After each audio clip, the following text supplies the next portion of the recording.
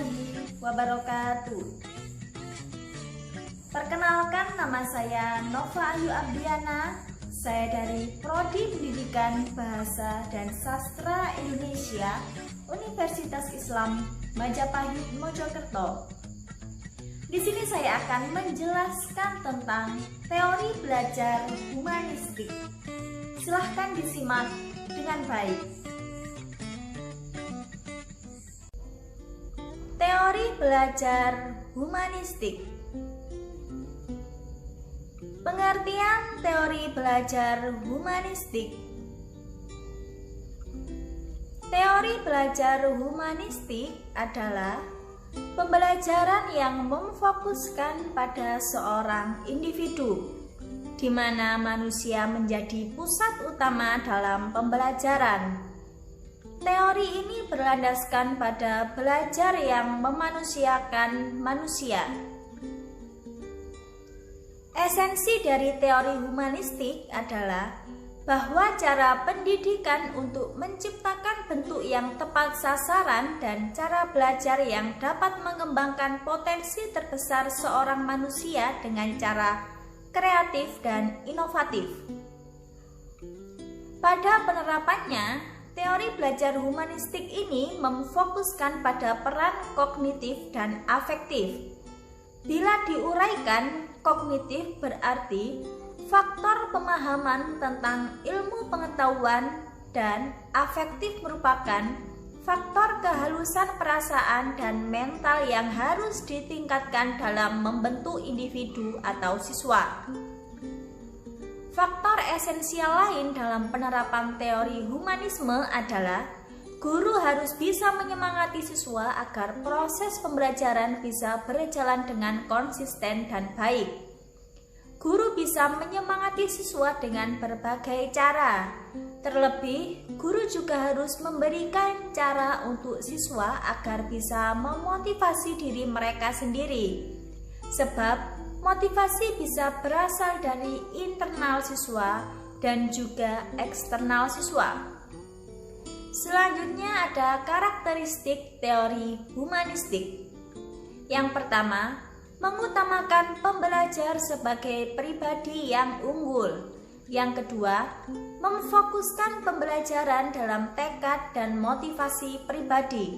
Yang ketiga, memfokuskan pada fungsi afektif dan kognitif.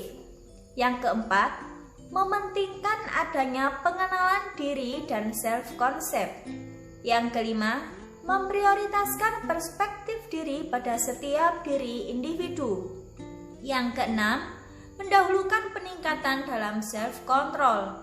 Dan yang terakhir, memprioritaskan ilmu pengetahuan dasar dan pengalaman. Selanjutnya ada prinsip teori humanistik. Yang pertama, belajar adalah salah satu sifat alami manusia untuk bertahan hidup. Yang kedua, aktivitas belajar akan menjadi bermakna jika apa yang dipelajari pembelajar memiliki koneksi dengan kehidupan nyata atau sehari-hari.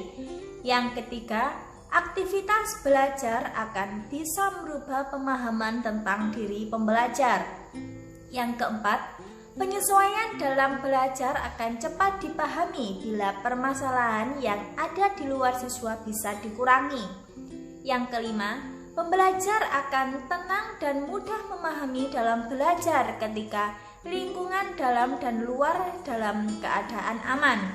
Yang keenam, belajar akan menjadi kegiatan yang menyenangkan bila siswa tahu manfaat belajar itu sendiri. Yang ketujuh, belajar akan lebih efektif bila siswa langsung mempraktekannya. Yang kedelapan, hasil yang maksimal akan diraih bila siswa terlibat langsung dalam pembelajaran. Dan yang terakhir, ketika siswa dikembangkan untuk menjadi manusia yang percaya diri, maka mereka otomatis akan menjadi pribadi yang reflektif atau mudah introspeksi. Implementasi terhadap pembelajaran. Dalam teori humanistik, guru bertindak sebagai fasilitator, sehingga di sini guru mempunyai banyak tugas, di antaranya yang pertama, memberi perhatian dan motivasi. Yang kedua, membantu untuk memperoleh dan memperjelas tujuan-tujuan perorangan di dalam kelas dan juga tujuan-tujuan kelompok yang bersifat umum. Yang ketiga, memahami karakteristik siswa. Yang keempat, mengatur dan menyediakan sumber-sumber untuk belajar.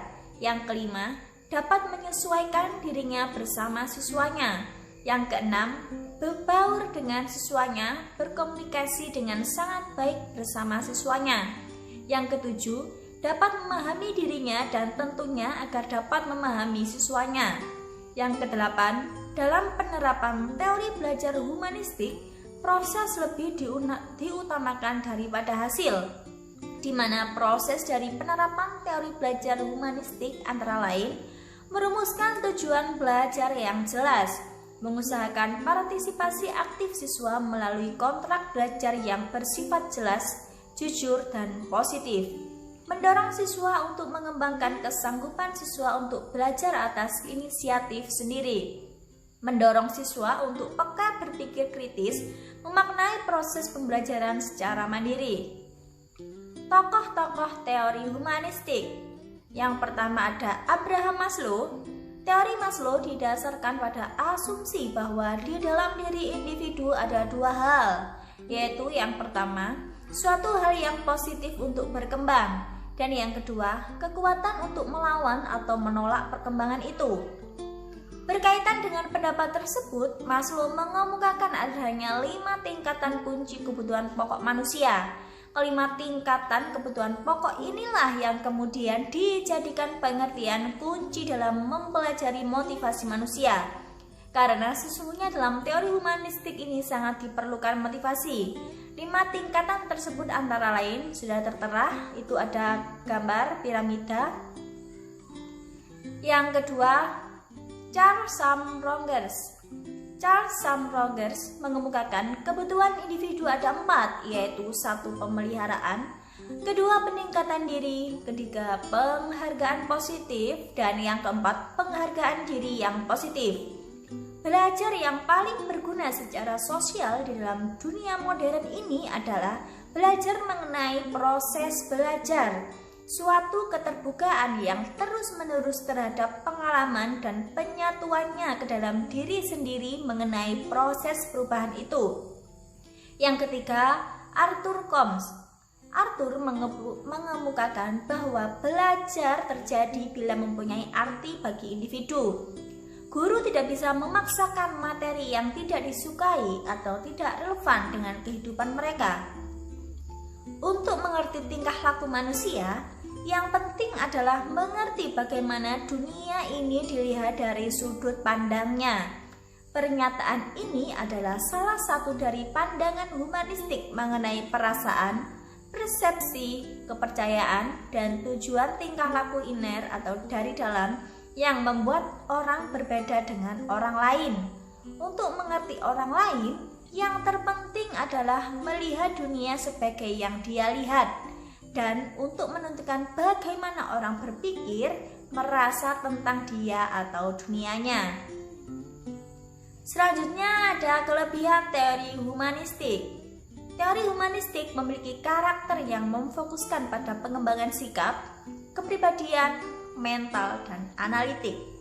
Siswa dengan sendirinya akan termotivasi dan merasa senang dalam belajar. Karena memahami jiwa dan pola pikir siswa, guru akan menerima mereka apa adanya. Siswa memiliki pengetahuan yang bermakna. Siswa akan lebih inovatif dalam menguasai pembelajaran dengan gampang.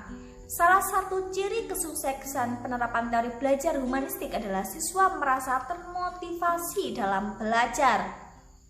Siswa akan mempunyai pola pikir dan perasaan halus yang baru. Siswa akan memiliki mental yang kuat dan berkarakter, menjadi manusia seutuhnya, berani, kuat, bebas, dan bisa mengontrol kepribadiannya dengan penuh tanggung jawab. Dan yang terakhir, siswa dalam jangka panjang bisa meraih potensi diri dengan baik. Selanjutnya yaitu kekurangan teori humanistik. Implementasi teori humanistik akan membuat siswa cenderung lebih mementingkan diri sendiri. Penerapan teori belajar akan tersendat bila siswa tidak didukung dengan motivasi dan lingkungan yang baik. Penerapan teori akan susah untuk diaktualisasi dalam bentuk yang lebih efisien. Bagi siswa yang malas untuk mendalami potensi diri akan tertinggal dalam pembelajaran. Bagi siswa yang memiliki kecenderungan pasif dan kurang inisiatif dalam belajar akan tertinggal dalam pembelajaran. Faktor dari kesuksesan pembelajaran lebih berpengaruh atas tindakan siswa sendiri. Dan yang terakhir, fungsi guru dalam pertumbuhan karakter siswa akan semakin berkurang.